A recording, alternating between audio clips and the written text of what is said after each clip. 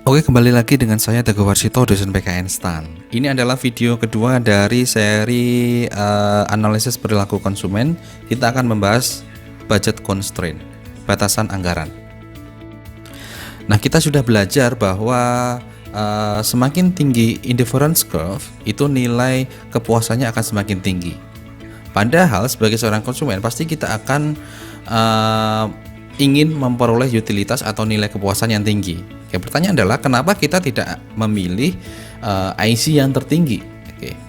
Seseorang itu tidak bisa membeli semua consumption bundle karena terbatas jumlah uang yang dimiliki. Inilah yang kita sebut sebagai budget constraint. Nah, berbagai consumption bundles yang bisa dibeli oleh konsumen dengan jumlah uang atau pendapatan yang ia miliki saat ini akan membentuk apa yang kita sebut sebagai budget line. Oke, jadi sebenarnya adalah budget line ini adalah garis yang membatasi jumlah maksimal bundling atau kombinasi barang dan jasa yang bisa kita beli. Oke, misalnya kita membatasi analisis kita akan membeli dua jenis barang, makanan atau food yang kita simbolkan sebagai F, dan pakaian, clothing, yang akan kita simbolkan sebagai C. Oke. Saat ini kita memperoleh pendapatan atau uang yang kita miliki saat ini adalah sebesar I.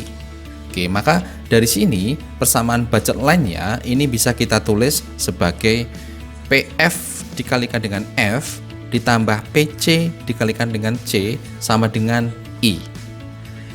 Harga barang F dikalikan dengan jumlah F yang kita beli ditambah harga barang C dikalikan jumlah C yang kita beli itu sama dengan income kita, sama dengan uang yang kita miliki saat ini.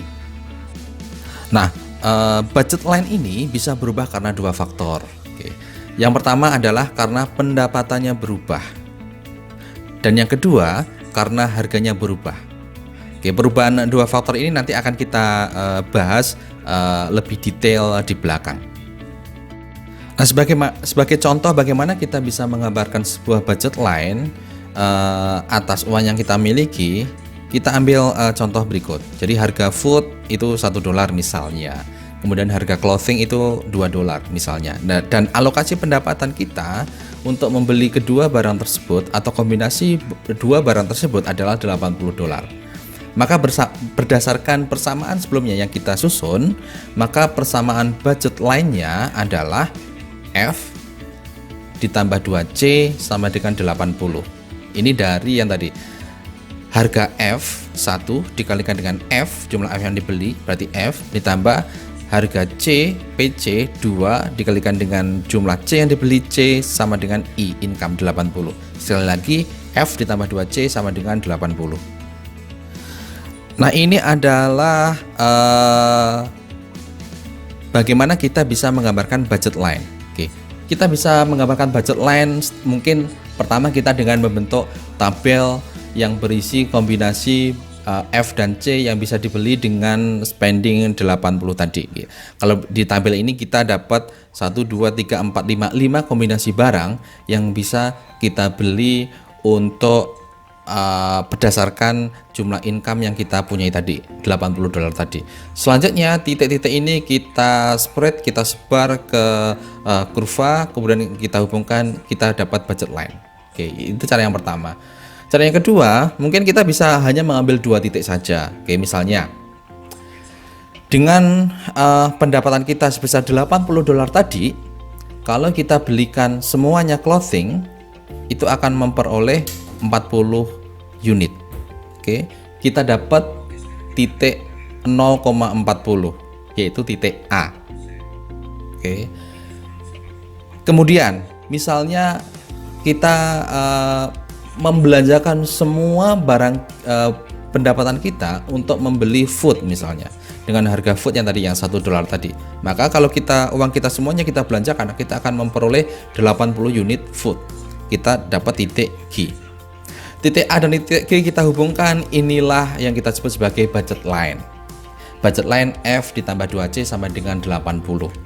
Oke, nah titik-titik tadi yang ada di tabel tadi, titik B, D, dan E, itu pasti otomatis akan ada di sepanjang budget line yang telah kita susun tadi. Sekarang kita akan melihat karakteristik dari slope budget line. Oke, slope budget line berarti slope kemiringan berarti delta C dibagi delta F. Kalau di sini berarti minus 10 dibagi 20 berapa? Minus setengah. Nilai slope ini itu akan identik dengan minus harga F dibagi harga C. Kita tahu tadi harga F adalah $1, harga C adalah $2. Slope-nya adalah minus setengah. Sekali lagi, slope budget line itu sama dengan nilai negatif dari perbandingan harga F dengan harga C. Kita tadi sudah membahas bahwa slope budget line itu merupakan nilai negatif dari harga F dibagi dengan harga C kalau di gambar ini. Slope budget line ini berarti menunjukkan harga relatif barang. Oke. Karena kita tadi menyebut PF dibagi dengan PC, yaitu banyaknya barang yang bisa diperoleh dengan mempertukarkan dengan barang lain. Nah, kalau di kasus kita ini, maka harga relatifnya adalah satu makanan itu sama dengan setengah pakaian. Oke. Satu makanan sama dengan setengah pakaian. Oke, sekarang kita akan membahas perubahan budget line. Tadi di awal kita sudah menyebut bahwa budget line bisa berubah karena dua faktor. Perubahan pendapatan, itu faktor yang pertama. Kemudian faktor yang kedua adalah perubahan harga. Kita awali dengan perubahan pendapatan dulu. Ini adalah kurva budget line awal. Oke. Kenaikan pendapatan itu akan menggeser budget line sejajar ke kanan. Oke. Sebaliknya, penurunan pendapatan akan menggeser budget line sejajar ke kiri. Kenapa seperti itu? Karena saat pendapatan kita bertambah, maka saat kita mengkonsumsikan pendapatan kita semuanya untuk membeli makanan, maka jumlah makanan yang kita peroleh akan semakin tinggi.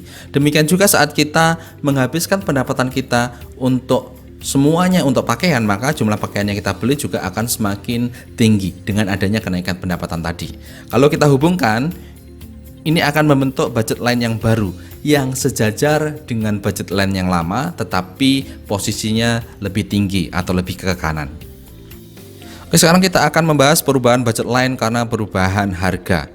Kalau perubahan pendapatan tadi menggeser budget line, kalau perubahan harga akan memutar budget line dengan sumbu di salah satu titik. Oke, misalnya harga makanan naik, tetapi harga pakaian tetap. Dengan harga makanan naik, maka jumlah makanan yang kita beli, kalau kita membelanjakan semua pendapatan kita untuk makanan, akan semakin sedikit. Karena harga pakaian tetap, maka seolah-olah budget line akan berputar ke bawah dengan sumbu Y, yaitu pakaian sebagai sumbu putarnya. Oke, seperti itu. Sebaliknya, misalnya jika harga makanan tetap sedangkan harga pakaian akan turun, maka budget line akan berputar dengan sumbu X, yaitu sumbu barang di mana harganya tidak berubah.